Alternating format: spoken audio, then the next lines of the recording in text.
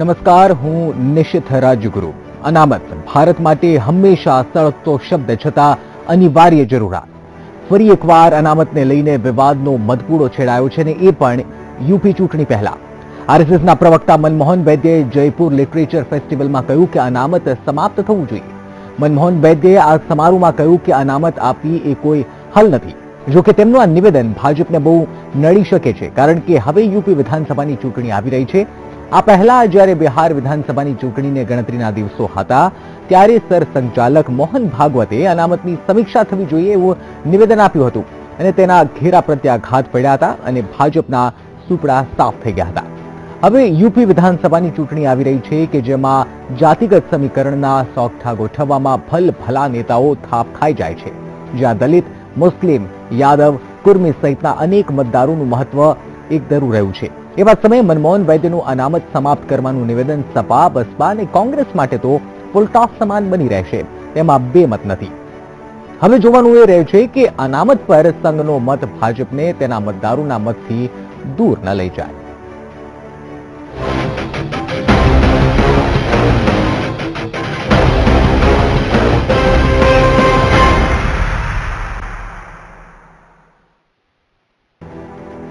જે સમયે પ્રધાનમંત્રી નરેન્દ્ર મોદી બિહારમાં મોટી ઘોષણાઓ અને ધુઆંધાર પ્રચાર દ્વારા વિધાનસભામાં કમળ ખીલવવાની કોશિશ કરી રહ્યા હતા, ત્યારે આરએસએસ પ્રમુખ મોહન ભાગવતે પોતાના એક સાક્ષાત્કારમાં અનામત વિરોધી નિવેદન આપ્યું અને ચૂંટણીની દિશા જ બદલી ગઈ.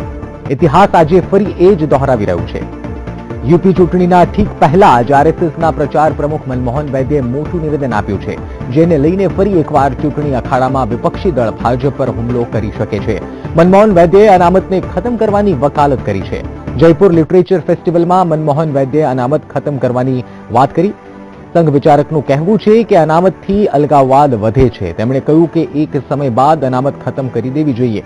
મનમોહન વૈદ્યનું માનીએ તો સૌને સમાન અધિકાર અને સમાન શિક્ષા મળવી જોઈએ, જેથી એક સમય બાદ અનામતને ખતમ કરી શકાય. માટે બકાયદા બાબા સાહેબ ભીમરાવ આંબેડકરનો ઉલ્લેખ કરતા તેમણે કહ્યું કે આંબેડકર પણ હંમેશા માટે અનામતના પક્ષમાં ન હતા. ભાજપ માટે વૈદ્યનું આ નિવેદન મુસીબત બની શકે છે. ખાસ કરીને યુપી ચૂંટણીમાં વિપક્ષી દળ આ મુદ્દો બનાવી શકે છે. ભાજપ હવે મુશ્કેલમાં છે. એક તરફ ભાજપના પ્રચાર અભિયાનને મોટો ઝટકો છે અને ભાજપ માટે હવે મત માંગવામાં ઘણી મુશ્કેલી સામે આવી શકે છે. તો આ તરફ પ્રતિક્રિયાઓનો દોર શરૂ થતા નેતા લાલુ પ્રસાદ યાદવે કહ્યું છે કે અનામત કંઈ આરએસએસની ખેરાત નથી.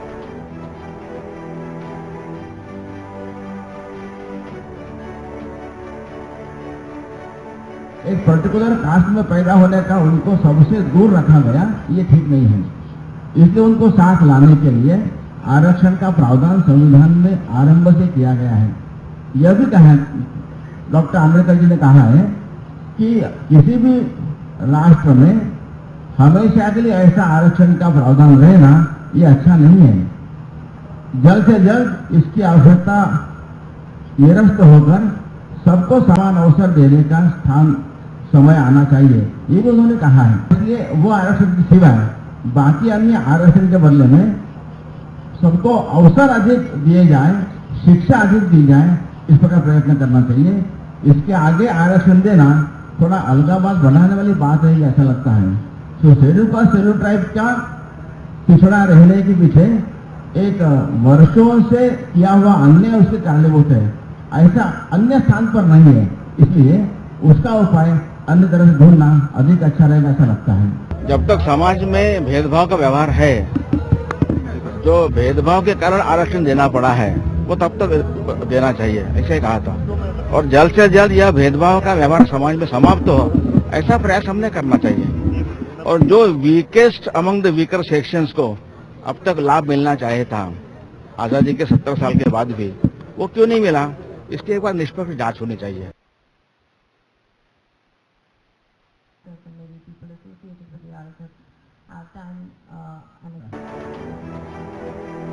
તો આરએસએસના રાષ્ટ્રીય પ્રવક્તા મનમોહન વૈદ્યે અનામત ન હોવું જોઈએ તેવો ઉચ્ચારણ કર્યો છે, તેવું નિવેદન આપ્યું છે. અનામત આપવી એ કાયમી ઉકેલ નથી તેવું મનમોહન વૈદ્યએ જણાવ્યું છે. આરએસએસના પ્રવક્તાના આ નિવેદનથી આવનારી યુપીની ઇલેક્શનમાં, યુપીના ચૂંટણીમાં ભાજપને નુકસાન જાય તેવી પૂરેપૂરી શક્યતા છે, કારણ કે વિરોધી પક્ષ તમામ પ્રકારના વાર પલટવાર કરવા આ મુદ્દે તૈયાર થઈ ગયું હશે.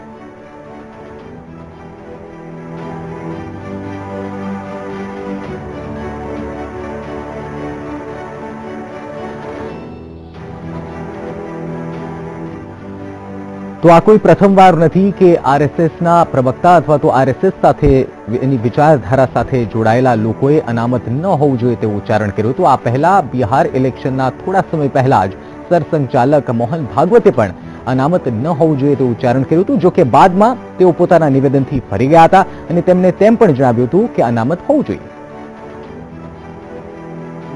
सामाजिक भेदभाव जब तक है तब तक सामाजिक आरक्षण चलेगा, ये संघ का कहना है. और सामाजिक भेदभाव समाप्त हुआ, अब आरक्षण निकालो, ये उनको कहना पड़ेगा जो सामाजिक भेदभाव के शिकार है, तब हो.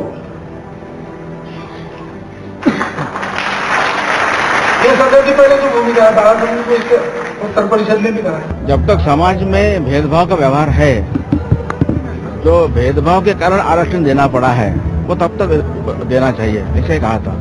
और जल्द से जल्द यह भेदभाव का व्यवहार समाज में समाप्त हो, ऐसा प्रयास हमने करना चाहिए. और जो weakest among the weaker sections को अब तक लाभ मिलना चाहिए था आजादी के 70 साल के बाद भी, वो क्यों नहीं मिला, इसकी एक बार निष्पक्ष जांच होनी चाहिए.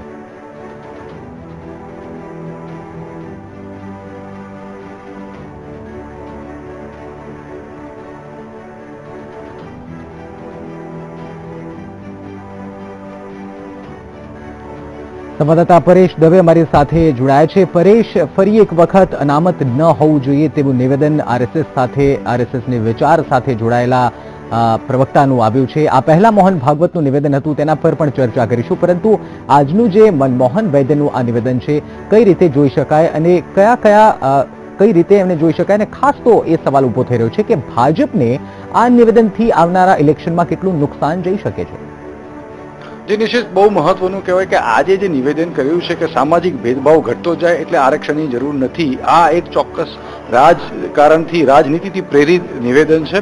આપણે યુપી ની ચૂંટણીને ધ્યાનમાં રાખીએ તો જે ભાજપને ખાસ કરીને સવર્ણ અને જે કેટલાક સમુદાય છે એમની જે વોટ બેંક છે એને ધ્યાનમાં રાખીને આપણું નિવેદન છે. આપણે વાત કરીએ કે બિહારની ચૂંટણી પહેલા પણ મોહન ભાગવતે આ જ પ્રકારનું નિવેદન કર્યું હતું અને પછી આ જ પ્રકારનું એમને ખુલાસો કર્યો હતો કે સામાજિક ભેદભાવ જ્યારે ઘટતો જાય છે ત્યારે આરક્ષણની એટલે કે ત્યારે અનામતની જરૂર નથી. આ એ જ પ્રકારનું નિવેદન ફરી વખત મનમોહન વૈદ્ય દ્વારા બહાર આજે જયપુર લિટરેચર ફોરમમાં મૂકવામાં આવ્યું હતું અને આ બહુ ગણતરીપૂર્વક એમને આ નિવેદનનો ટાઈમિંગ પસંદ કર્યો છે કે જ્યારે યુપીમાં ખાસ કરીને ઉમેદવારની પસંદગીની પ્રક્રિયા ચાલી રહી છે અને બીજું કે ત્યાં ટૂંક સમયમાં 5 રાજ્યમાં ચૂંટણી છે, એટલે આ એક ગણતરીપૂર્વકનું રાજકીય નિવેદન ગણી શકાય. જી નિશ્ચિત, આ નિવેદનથી ભાજપને નુકસાન જઈ શકે છે કે પછી તેમને ફાયદો પણ થઈ શકે છે, કારણ કે જે રીતે આગામી સમયમાં 5 રાજ્યોની ચૂંટણી છે ને સૌથી વધારે નજર જો કોઈની હોય તો એ યુપી ઇલેક્શન પર છે અને યુપી ઇલેક્શનમાં ઘણો ખરો એવો વર્ગ છે, ખૂબ મોટો એવો વર્ગ છે જે અનામત સાથે જોડાયેલો છે. એટલે શું ભાજપને તકલીફ નહીં પડે કે હવે આ અનામતની વાત કર્યા બાદ અથવા તો આ નિવેદન બાદ હવે ભાજપ માટે મત માંગવા મુશ્કેલ નહીં પડી? જી ચોક્કસ, ખાસ કરીને ભાજપ રાજ્ય કહેવાય તો ગુજરાતની વાત કરીએ, ગુજરાતમાં અત્યારે ચૂંટણીમાં અનામતનો મુદ્દો બહુ વિશેષ છે. રાજસ્થાનમાં ગુર્જરોનો અનામતનો મુદ્દો બહુ વિશેષ છે.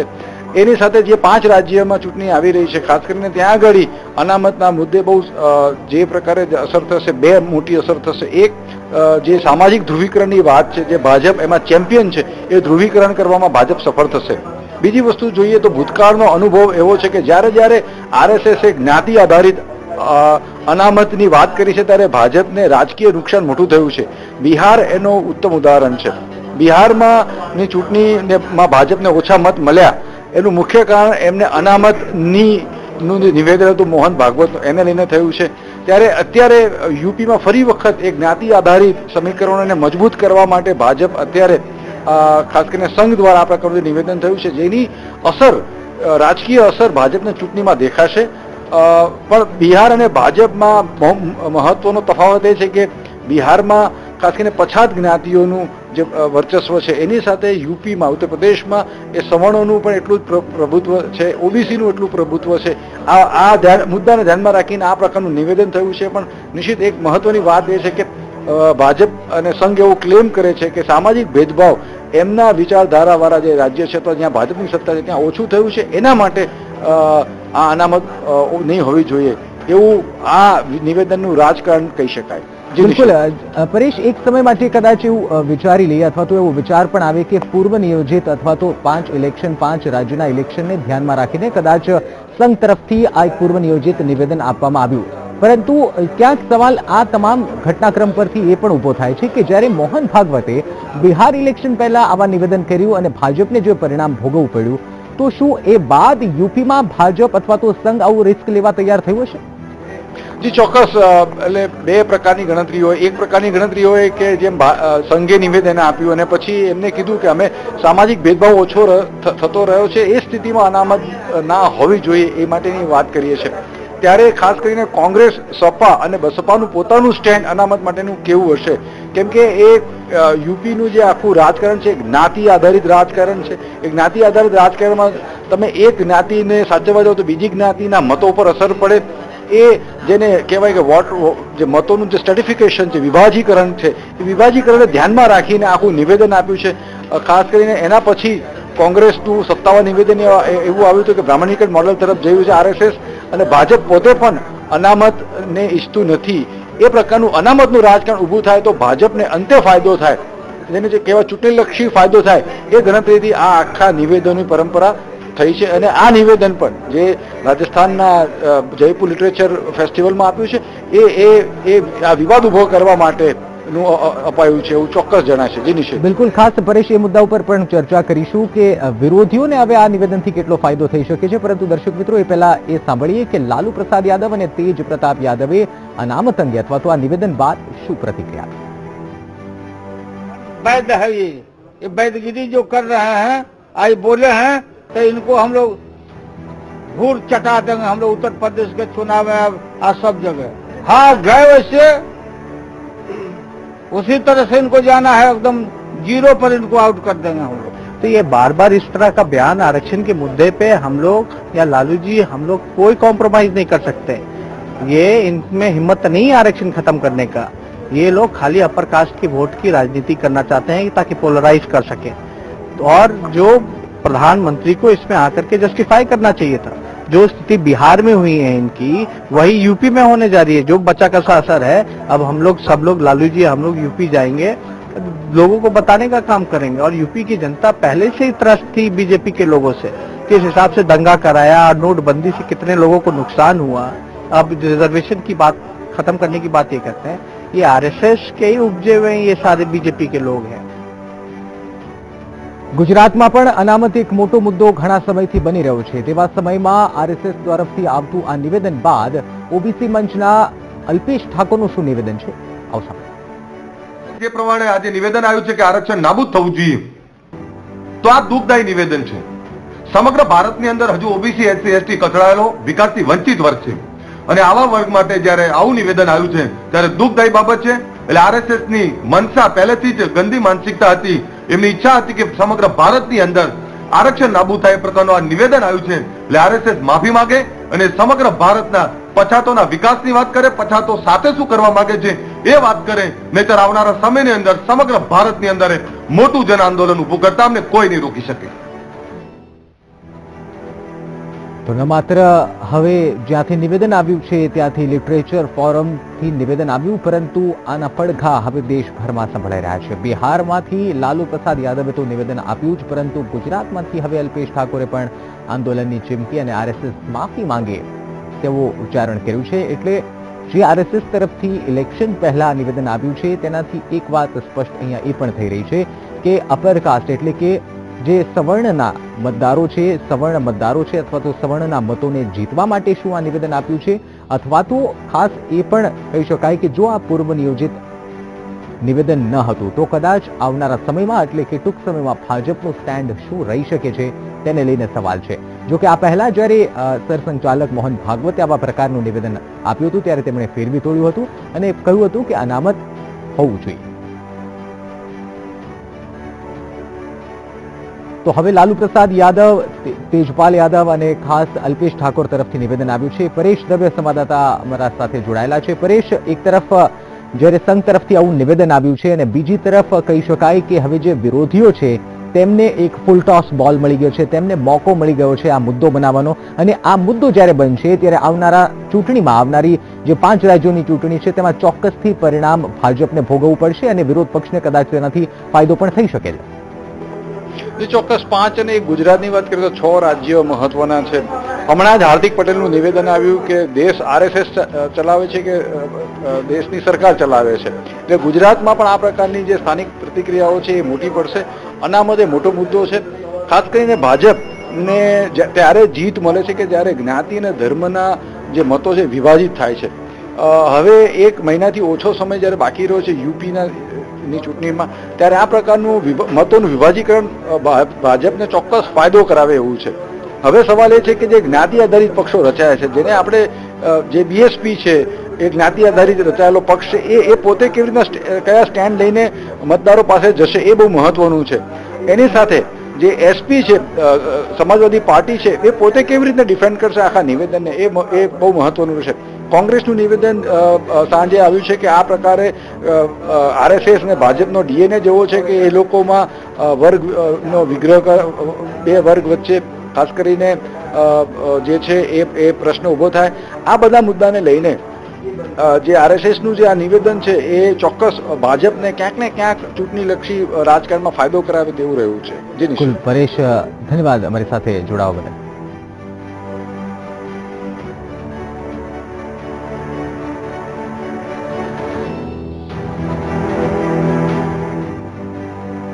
મહામંથનમાં રોકાઈ એક વિરામ બાદ.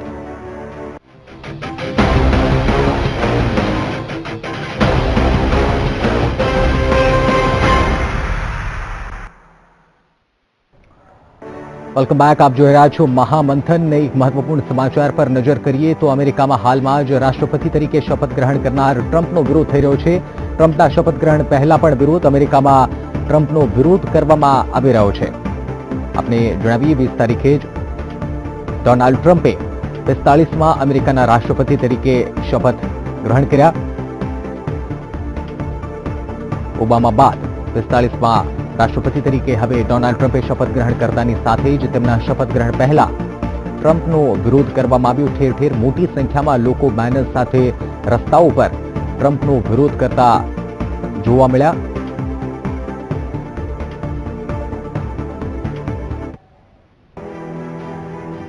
તો ઇલેક્શન કેમ્પેન વખતે પણ ટ્રમ્પનો ઠેર ઠેર વિરોધ થયો હતો. પરંતુ જે પ્રકારના અમેરિકામાં ચૂંટણી યોજાઈ, જે પ્રકારનું મતદાન થયું તેમાં ટ્રમ્પનો વિજય થયો, ત્યારે પણ અમેરિકાના ઘણા મતદારો વિરોધ કરી રહ્યા હતા. ત્યારે શપથ સમારોહ હતો આજે. ત્યારે શપથ સમારોહ પહેલા ડોનાલ્ડ ટ્રમ્પનો વિરોધ કરવામાં આવ્યો. હજારોની સંખ્યામાં લોકો બેનર સાથે રસ્તા ઉપર ઉતરી આવ્યા અને ટ્રમ્પનો વિરોધ કર્યો હતો.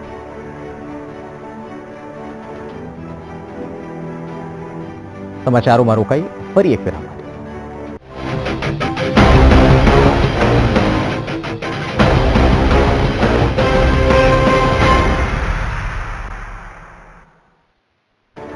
Welcome back. સપા દ્વારા ઉમેદવારોના લિસ્ટનું એલાન કરાયા બાદ કોંગ્રેસને મોટો ઝટકો લાગ્યો છે. એક તરફ સપા અને કોંગ્રેસ વચ્ચે गठबंधन चर्चाओं जोर पकड़ू है. पहली बात, शेड्यूल कास्ट शेड्यूल ट्राइब का जो आरक्षण है, अपने समाज के एक वर्ग को सदियों तक हमने सुविधा, सम्मान, शिक्षा से वंचित रखा है, इसलिए वह समाज पिछड़ा है. उसको साथ लाने के लिए आरक्षण आवश्यक है और जब तक समाज में ऐसा भेदभाव का व्यवहार रहेगा तब तक आरक्षण आवश्यक है, ऐसा मैंने कहा है. दूसरा प्रश्न था कि माइनॉरिटीज को धार्मिक आधार पर आरक्षण देने के बारे में था. उसके बारे में कहा कि इसको ऐसा ऐतिहासिक बैकग्राउंड नहीं है और इससे अलगाववाद बढ़ेगा, इसलिए आरक्षण देने के बदले वो समाज में शिक्षा का स्तर बढ़ाने का प्रयत्न करना चाहिए, यह मुख्यतः कहा है.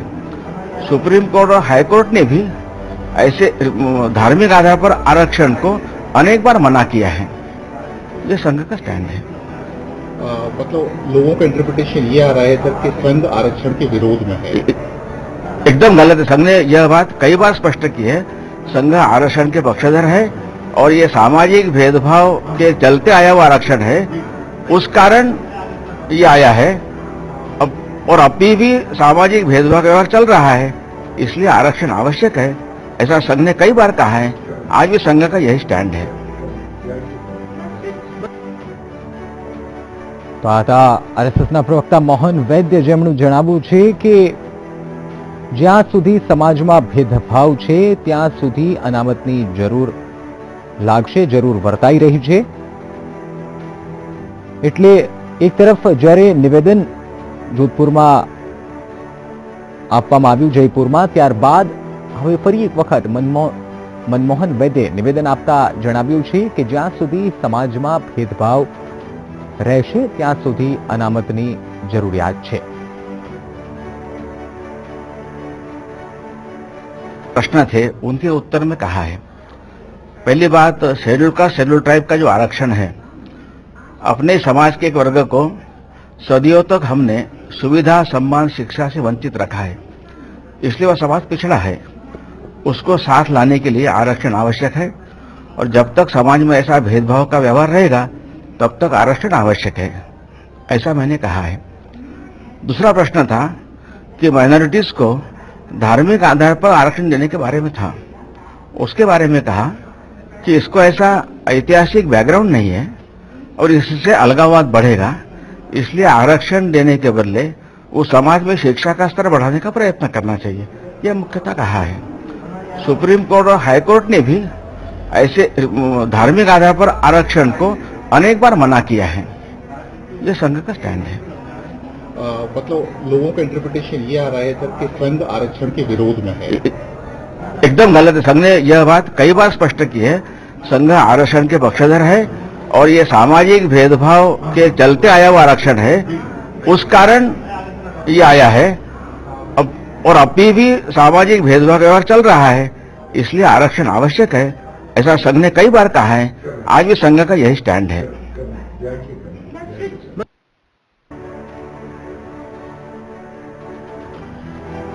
તો આ હતા મનમોહન વૈદ્ય, જેમણે પોતાના નિવેદન પર સ્પષ્ટતા આપતા જણાવ્યું છે કે અનામત જરૂરી છે। આરએસએસ હંમેશા એ વાતની ચોખવટ કરતું આવ્યું છે કે જ્યાં સુધી સમાજમાં ભેદભાવ રહેશે ત્યાં સુધી અનામત આવશ્યક છે, અનામતની જરૂર છે। તો બીજી તરફ મનમોહન વૈદ્યે જણાવ્યું કે આરએસએસનું હંમેશા આવા પ્રકારનું સ્ટેન્ડ રહ્યું છે। અમે અનામતની વિરોધમાં નથી, પરંતુ જે